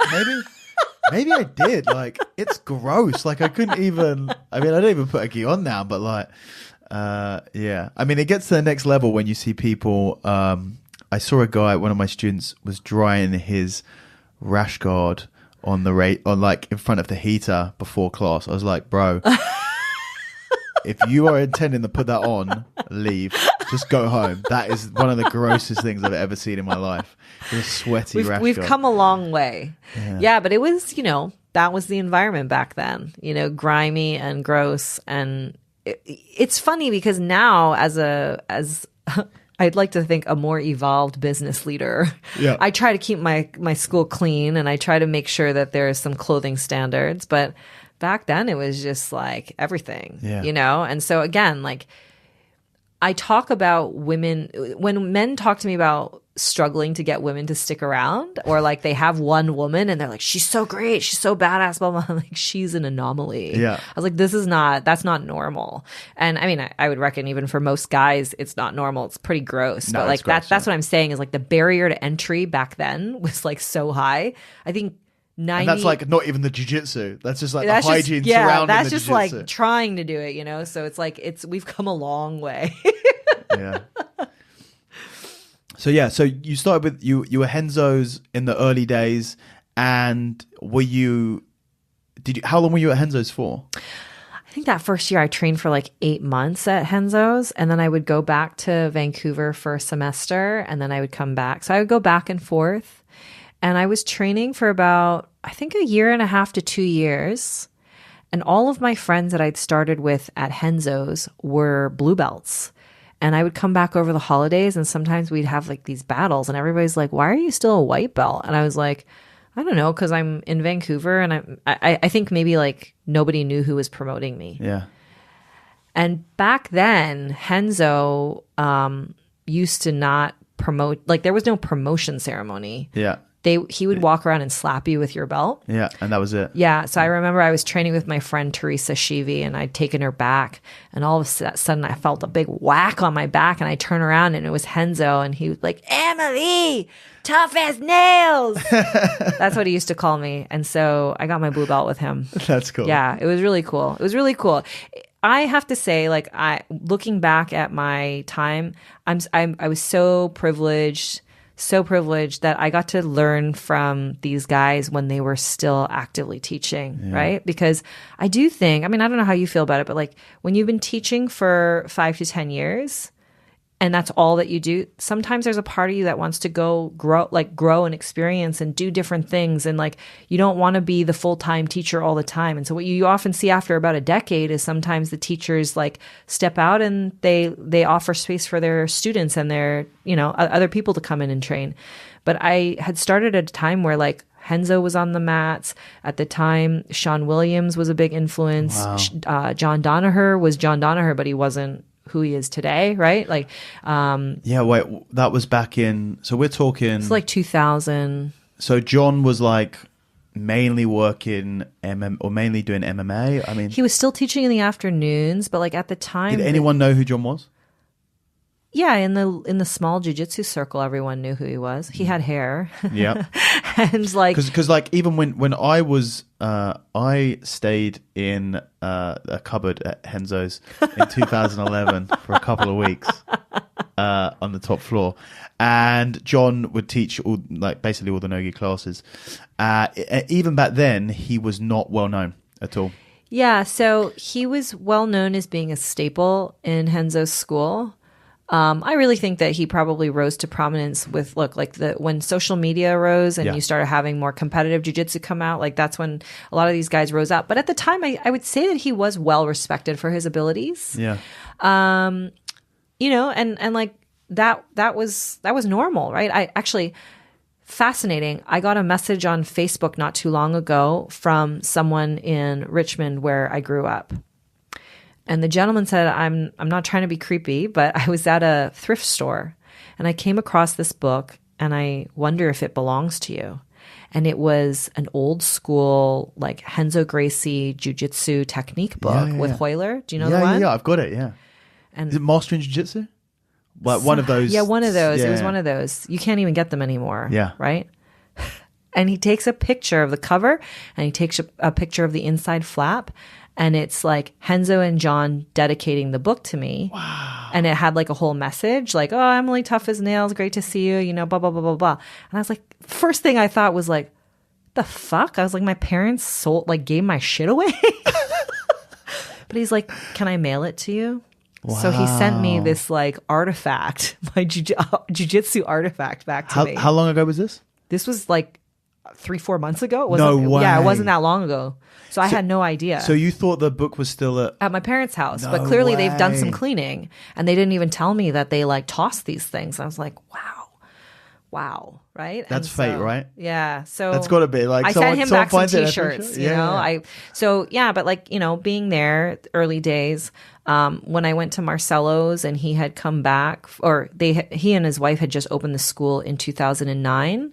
I was at Marcelo's school when there were like less than 75 students. Wow. We used to train every day, eat dinner Friday nights, play dodgeball, like early days. And so that's like, who gets that, like where these are your regular training partners and these are the people that are teaching you every day on the mats. Like we don't get to see that too much anymore. Well, I mean, we're talking about trade-offs between starting jiu-jitsu when you did and starting a little bit later. So some of the positives is that you've got to be around, some of these absolute legends at the height of their, or kind of sort of before they blew up, as they were building up. Yeah. That's pretty amazing. So you at Renzo's, what was that like? Because Renzo is, sorry, not Renzo, Marcelo is sort of the GOAT for me. Yeah. Ironically, being a Roger Gracie black belt, but obviously Roger's the best. But Marcelo just for me. That strata. I had come off of a really, really difficult time. After I won the World Championships in 2007, I was not in a good place with the team that I was representing. And that was a team back in Canada? In New Jersey, yeah. And the reason why was I think that the, part of the ownership was mentally ill and suspicious and had really put me into a place where they were, I would say flat out, like mentally and emotionally abusing me. Oh, wow. To the degree of like most people, when they win the world championships and they've got some momentum behind them, they generally continue to ascend to the top, right? And they have a little bit of a ride. I shot to the top and then it was like somebody shot my plane down. And for the next year, I lost everything because I completely had the confidence beat out of my head. From your gym? From my gym. And so for about a year, I was in a really depressed state where I just couldn't perform. And I almost contemplated quitting jiu-jitsu. Wow. It was when I was still a brown belt. I was a brown belt world champion, the only world champion in like New Jersey. Like it was a very dark time for me. And when I started training at Marcelo's in 2009, it was after they had let me go as an employee of their gym, and I had just been like, I don't want to go back there, And so I trained at another place briefly in between, and I started at Marcelo's in 2009. And this was after like a couple years of Tachi, Marcelo's wife, seeing me at different tournaments and on flights. We would always take the same flight to California for the big tournaments. And she'd always tap me on the back in line and she'd be like, I saw you fight. You're really good. Come train with me. And I don't know that a lot of people know that Tatiana, Marcelo's wife, when they first met, she was the star. Like she was, I think, a blue and a purple belt, and she was the one throwing it down in Brazil as an athlete. And so she knows her jiu-jitsu. And she had asked me to come train, and I kept refusing because the gym culture that I was a part of was very, very culty, and they did not respect, like they didn't want you training outside of their doors. And so I kept refusing and until I didn't have to refuse anymore. And then I went. And I know this sounds terrible to say, like Marcelo's brilliant, but like I went for the camaraderie that his wife offered me because it was very rare to meet other females that were training at a high level. And so I went to Marcelo's gym, and it really was, I tell you not, I kid you not, it was like a breath of fresh air for my soul. And I tell students this all the time, that remember why you start jiu-jitsu in the first place, or anything at all. I started because it was fun, it was curious, it brought me a lot of joy, made me feel really free. And when I was coming out of that situation with that team, I felt none of those things. I wanted to die. Like I was like, why am I, like, who am I? Like I don't deserve to live. I felt so bad about myself. Wow. And so when I went to Marcelo's, the vibe and energy there was just all jujitsu. It was pure. It was really pure. And then I finally felt like, well, maybe this is the place, you know? I think also as students, I've talked about this a little bit over the week as I've traveled around the country, that jiu-jitsu for so many of us is like when we meet our teachers, it's a rare industry where you can meet your heroes. Yes. Right? You can touch them. You can have them sweat on you. But that being said, like they're still humans. And so when you put this teacher or this like athlete up on a pedestal and you think that they are the like fucking messiah, and then you realize like sometimes they're going to let you down. It's like a pretty big letdown sometimes, you know? And when I went to Marcelo's, very similarly, I was like, well, it's like Marcelo Garcia. He's going to teach me the gift of life, you know? And I'm like, how unfair of me to have put so many people in that position. Yeah. Because he's a brilliant guy, but he's like phenomenal at jiu-jitsu. Yeah. And at Marcelo's, I not only got to feel myself again, but I trained at a high level. I trained with Tachi a lot. I got to meet Josh Waitzkin, who I still work with today. Wow. But there were just a lot of really good people at Marcelo's, and it was a place where I felt like, okay, I can reconnect with what I loved about this sport in the first place. And so, so I thank my lucky stars that they came into my life, and you know they still serve to be good friends and mentors today. And you mentioned Josh Waitzkin, who is like a dream guest that I'd love to. I don't think he does podcasts, does he? He kind of lives on the edge of the jungle, and maybe if you can take all your equipment out to the ocean, maybe. 100% in. I love Josh. A lot of people don't know who he is. I know. I mentioned it to Fiona in the last episode. She was like, "Who?" Josh was a chess prodigy. Firstly, started the documentary Searching for Bobby Fischer was about Josh, and then he was a Tai Chi push hand world champion. I think it was Tai Chi push hand, wasn't it? Yeah. And I'm impressed with your knowledge. I mean, I've read Art of Learning as well. You have you? Yeah, of course. Oh, that's cool. Of course. And then he was Marcelo's first American black belt, I believe, and he co-runs MG in Action with him, I believe. He co-founded. Did he co-found the gym with him? Yes. See, I knew it. I said it on the last episode to Fiona, and then I second guess myself. The story goes, Marcelo and Tachi were in Florida because there was an unfortunate event that took them to Florida. They built a school there, but they wanted to come back to New York, and Josh had offered to help them like multiple times, but every time they're like, no, we can't do it. No, we can't do it. No, we can't do it. And then Josh came up with the idea for MG in Action. Yeah. And he it was like the original online subscription online academy. Yeah, which that's a whole other episode of like, the industry and how foul it is. But anyways. Oh, really? Well, just so many people rip off ideas and they just don't want to give credit to where credit is due, right? Yeah. And so anyways, Josh explained the idea to Marcelo, and he said, I want to do it. And he goes, well, the only way you can do it is if you come back to New York. And that's what brought him back. So in 2009, they came back and they built a school there. Wow. And you work with Josh in what capacity? So originally, he hired me to help launch MG in Action. So 2010, I started working with MG in Action in the school, doing a lot of the, marketing, PR, setting up all the different, back then when we had like affiliate programs, and I did a lot of that work with them. Did you have much experience like doing that sort of stuff? Like marketing, business I do a lot of weird shit. Okay, yeah, cool. Love it. Me too. And in my mid-20s, before I left to work in jiu-jitsu, I was working in event management for a pharmaceutical company. So we would set up big conferences. So I was very good at I'm an executor. I get shit done, know? So I worked there, and then when I was just giving birth to my first child in 2012, I had told Josh, listen, I've loved working with the team. Everybody's amazing, but I wanted a bit more of a challenge. So I kind of thought, you know what, maybe I'll go back to corporate after this. And I had given myself, when I started working in jiu-jitsu and I was 27, I said, I'll do this for 3 years. And if I don't make some money and figure this out by the time I'm 30, I can always go back to corporate, right? I can still have a great career.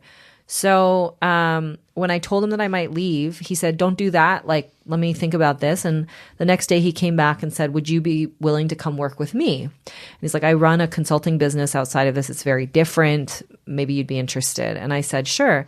Because quite honestly, I was very interested in working with him. I didn't know that much about him when I started at Marcelo's, but I got to, like, the funny thing is with a lot of these people, I got to know them as people. Yeah. I didn't really I didn't know who Josh was. And Jerry, my husband, makes fun of me because when I worked at Gracie magazine, I didn't know who any of the athletes were. Yeah. So he'd be like, oh shit, like that's, like Tarsis Humphreys, or like that's like Hodger Gracie. And I'd be like, what? I don't know. Cause I just relate to it as you're an athlete, I'm an athlete. Yeah. We're at a tournament, And so, but I liked his ideas. I thought he was definitely like, a cut above, there was something different about him. And so when I started working for him privately in 2012, it was kind of just like supporting and assisting and learning and helping him research things in the consulting capacity, where he started working with a lot of people in the hedge fund world and like financial climates. And what we really do is we work in peak performance. So the same way that you and I would prepare to be at our best for a fight, we kind of prepare people in the business world to mentally get out of their own way and perform at their best in whatever it is that they're doing. And Josh, if you've read The Art of Learning, like he's really good at discerning like the best of the best. And like he's very good at working with eccentric people, right? People that for the most part, the masses don't always understand. And like, I've had the unique opportunity to work with so many fascinating individuals, learn from psychologists, learn from breathing therapists. Like it's been really cool because I'm learning all of that universally in a different capacity, and I can take it and experiment with it in jiu-jitsu. I can take it out and take some of my jiu-jitsu lessons and work it with the business clients. And it's a really fulfilling way for me to take all of the experience I've inherited and worked on all these years and put it to use in a bigger way. Yeah, I mean, that's super fascinating. So is that your main job, or you still have your gym? I have my gym. And so this is kind of funny. I guess you could say it is my full-time job. Sure. However, Josh is also a big proponent of quality over quantity. Uh-huh. So it's not a full-time job in that I'm sitting at a desk for like 40 to 60 hours a week. It's like do concentrated, meaningful work and then live your life, you know? So I'm really fortunate that I can apply myself in that way. But then like I can go to the gym a few nights, I can travel and do seminars.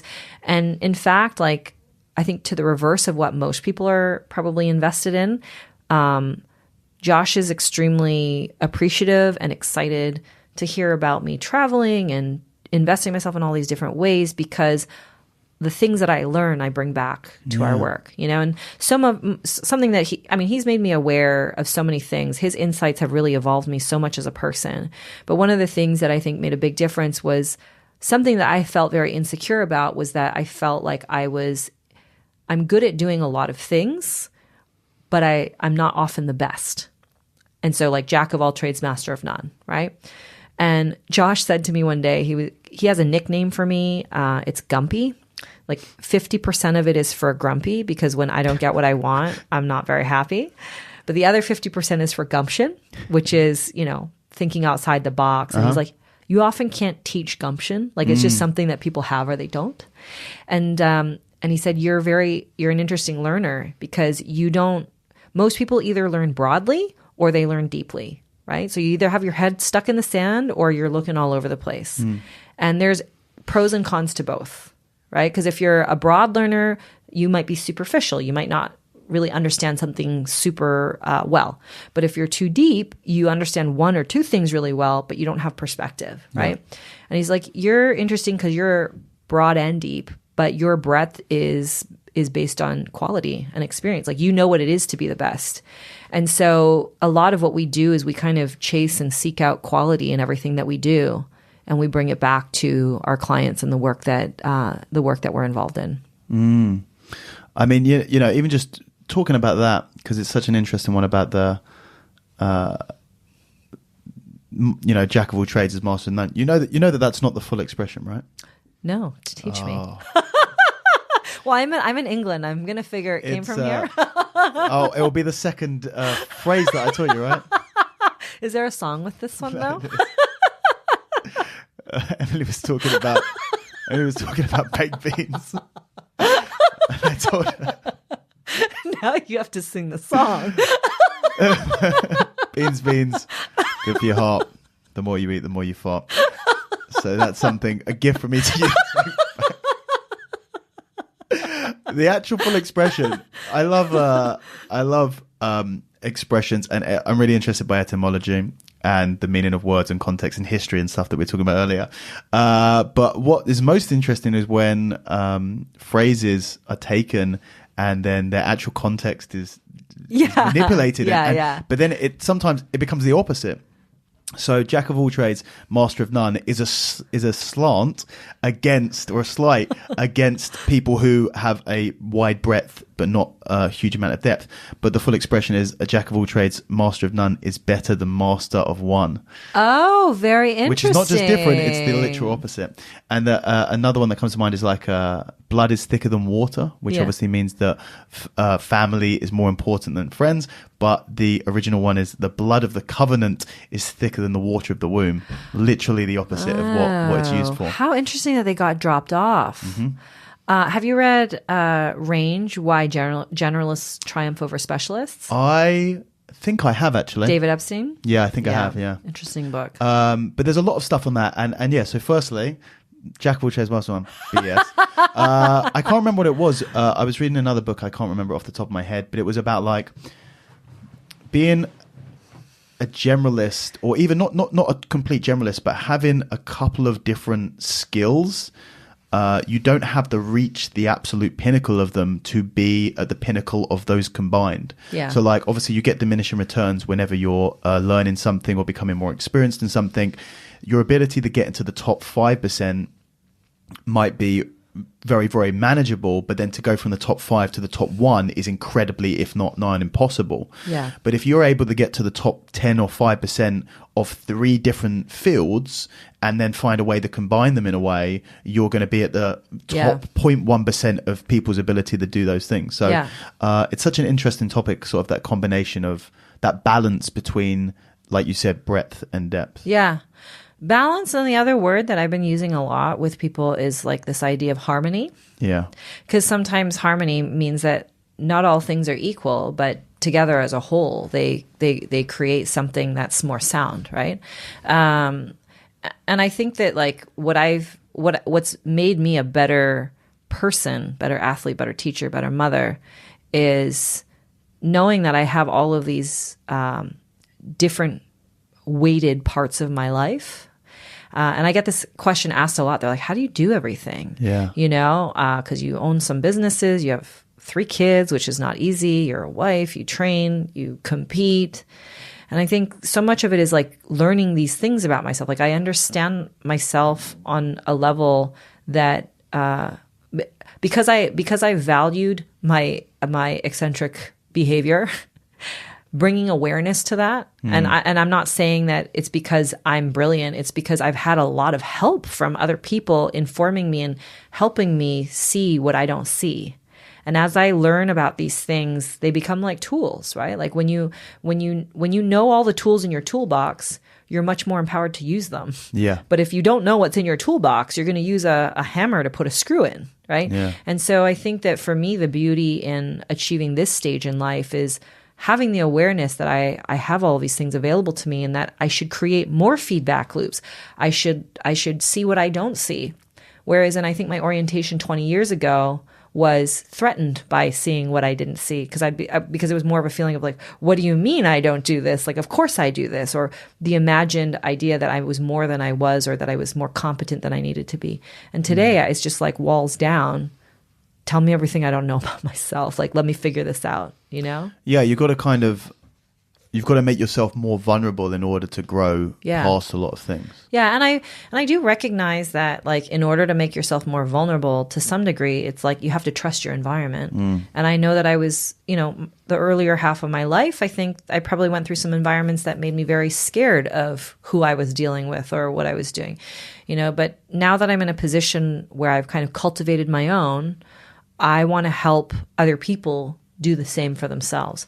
Because, when you don't understand yourself and you're trying to operate and be successful in this world, that can be a really hard run, but like the less afraid of ourselves that we are, the more we embrace and understand all of our, quirks and our strengths, like the better we can be. Like it's a saying, but it's true. Like your greatest strength is your greatest weakness. And so, to even apply that to myself, I like to be everywhere and I like to do things really well. But the downside of that is if I do that too much, I'm spread too thin and I'm not conserving energy for the best me, right? So just, all these different tools of awareness that I've picked up along the way, originally like through jiu-jitsu and putting myself out there and kind of like peeling all the layers off, and then being introduced to high quality people and having them help me see more, like has led me to a place where I'm like, yeah, I think I get why people do jiu-jitsu. I think I get why we're doing this. It's not just to learn another leg lock and look cool. It's not for another gold medal. It's because it reveals so much about ourselves, and I think when we feel more foundationally sound, like we can live in the world in a better way. Yeah, absolutely. And I mean, I'm really fascinated by this work that you're doing with high performers and the idea that you're taking lessons learned through, all of the experiences that you've had, be it through the corporate world or through competition, through running a gym and being around other high performers. What are some of the correlations between high performance outside of the jiu-jitsu world and high performance inside of the jiu-jitsu world that you've noticed doing this work? Oh, I mean, it's the same. Like, so Josh has a saying like, learn locally, apply universally, right? Or like, we see ourselves locally, like how do we see ourselves universally? And it just means like, okay, locally would be jiu-jitsu, locally would be finance markets, locally would be table tennis, like whatever your medium is. But like, to sort of evolve as a person, you want to take the lessons that you're learning in each of these local mediums and take them outside of yourself. But then it doesn't matter if you're learning them through cooking or running a company or, a startup or any of these facets. It's all the same, right? And so like one particular tension that I lived through that I'm kind of on the other side of is what I call becoming the conscious competitor. So when 12 years ago, when I was still fighting at Marcelo's, I was going through a really hard time trying to prove myself to my peers, right? So like I had come off of a negative, stint, not believing in myself. And here I was working really hard to believe in myself, training hard, putting the hours in, accepting help from Marcelo and all my new teammates. And I put a lot of undue pressure on myself to go out there and perform. I want to win a gold medal to show you that I'm worthy of your effort. I'm worthy of your care, right? Not uncommon for a lot of competitors. But I didn't realize that I was so hell-bent on executing a win and having this strategy in place and learning these moves and compartmentalizing everything that I did. I was super, super tight as a person and a performer, right? Like I was not actually accessing the depth of what I know. Like I'm already a world champion. Like there are some things that I've done and I couldn't access any of that because I was so tight about but I really, I was desperate. Like I really need to prove myself to these people. This is not unlike being in a business situation where maybe you want to show your team collectively how all their work has amassed to this great presentation, and you're going to be trying to sell something to a new group, and you want them to, accept your pitch with flying colors. You put a lot of pressure on yourself to perform and be the best for everyone else. And having children, taking 6 years off, working with Josh, reading his book, I would say almost like mentally rehabilitating myself, giving myself perspective, finding value in other places in my life, not just in jiu-jitsu, helped me come back to competition in 2018 as a completely different person. And I would say that this is being the conscious competitor. So when we're pre-conscious, naivety, not in a negative, stupid way, but just like this is your first time, your first go-around. Maybe in your rise, you noticed, hey, I had a really good run winning things for the first 6 or 7 years. And then when I became a black belt, I started meeting people that were like outclassing me, right? But in perspective, if you've had 100 fights going from white belt to black belt and you've only lost 3, and then at black belt, you lose your first 5 matches, the preconscious competitor can very easily say, time to throw the towel in. I'm not cut out for this. Like, I don't know what happened the last 100 fights, but clearly I suck. And I was there, I was in that hole of thinking like, I don't deserve to be here. And I guess it was just a fluke that I got this far, but I don't really belong here. I had a bad bout of like imposter syndrome, but taking the time to gain perspective, do some work on myself, create more feedback loops, open myself up to seeing more of me, made me realize coming back to competition in 2018, I was like, I'm double the black belt. I have an answer for everything. I've done all sorts of training and I can do more. I'm a more advanced practitioner. I can bring people to me. Look at all these different tools. I couldn't accept and embrace the abundance of what I had because I was so tight in what I wanted. And now that I've embraced that, it's okay. Like I make jokes. I'm winning Masters 2, Masters 3, but truth of the matter is there's more people showing up in Masters 2 and Masters 3 than I ever had before. Right. So on some level, I am winning. Right. And this is just me being stupid in my own head. I'm not discounting anybody winning at Masters, but like I look at what I'm doing now. I fought 2018 at Worlds, a New York Open, Pans this year, Masters this year. At the advanced age of 38 to 42, I've lost 0 fights. Wow. I've had a lot of subs. If I'm not subbing, I'm winning by like 14 to 30 points. I'm having dominant wins. And when I go in and I fight, I'm fighting with freedom. And so I'm expressing this to you and the listeners from context of jiu-jitsu. But you can see how if you take this mindset and apply it to business, to teaching, to anything that you are passionate about doing in your life, it's the same. It's just the context, like the framework, the dress that you wear is a little different. So by taking these types of lessons that you learn in the fire, like I can't talk about these things if I haven't done them, right? And so I think that that's what's powerful that translates over to business is that I've been in the fire, and I've executed these things not only cerebrally in my head, but they've also been physical manifestations of my growth.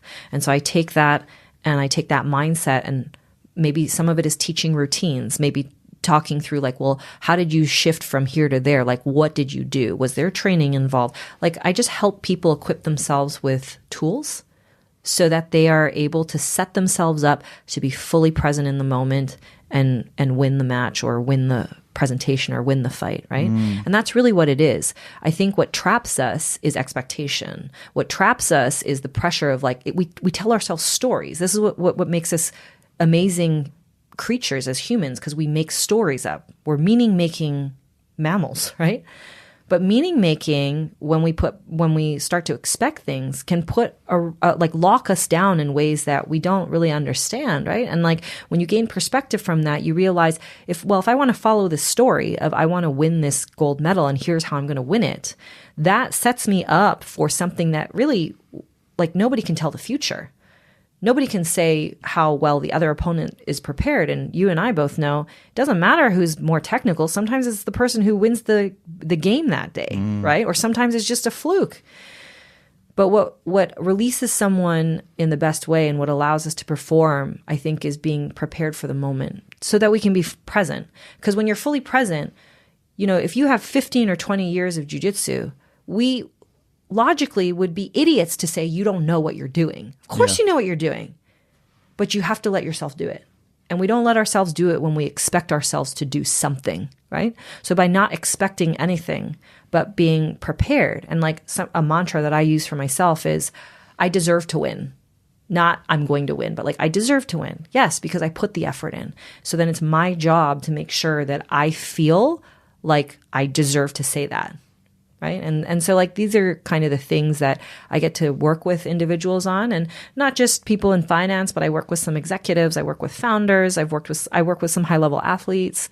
And this wasn't something that we did 15, 20 years ago.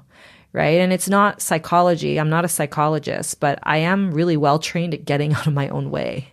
So that's kind of what we do. I mean, we're short on time. And I was just thinking, usually I'd finish the podcast by kind of asking for some advice, but I actually think that you've just nailed some like absolutely massively valuable advice right there. Some really great information.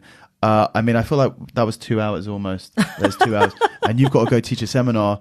I mean, where are you based at the moment? New Jersey. In New Jersey. I'm hoping to get over to New York at some point and bring my mics with me. I'd love to do another episode with you. I've thoroughly enjoyed this, and I've got loads more questions. Like, we barely covered a lot of stuff, like competing as you get older. And you mentioned it, you're competing at Masters 2 at 40. You've got 3 kids and like all of the stuff around that. So I feel like hopefully we can get another episode in the future because that was a lot of fun. Thank you very, very much for taking the time out to join me. Thank you. And I think we should shout out our mutual friend who made this happen, because he'd probably be peeing in his panties. Shoops, thank you very much. We both, one of my students and a mutual friend of ours has been kind of trying to put us in line with each other for many years. And he let me know that you are heading over here. And I do think, I was mentioning before, and I'm pretty sure we met at 2007 World No Gi. I'm like 99% sure. And I asked him, I was like, was I just the other random Asian woman that you met?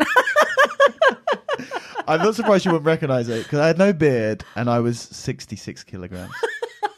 So I look. So you've grown a fair bit. I was 16 years old. Yeah. Oh shit. Yeah. I mean, we were talking about not having a lot of people show up. I did his world championships. I had one juvenile division, one fight. World champion. Emily, thank you so much for joining me, and hopefully we can get another episode in. That was a lot of fun, and hopefully you enjoy the rest of your trip in the UK. Likewise, thank you so much. Cheers, thank you. That is it, guys. I hope you enjoyed that episode. If you want to find out more, if you want to follow Emily, then you can check her out on Instagram at Emily Kwok BJJ. You can also check out her website, which is emilykwok.com. And if you're interested in going to train with her at Princeton BJJ, then you can check out that website at princetonbjj.com. As always, if you wish to follow me, then best place is Instagram. My handle is at raspberry_ape. Or if you want to follow specifically just the podcast, then it is at raspberry ape podcast.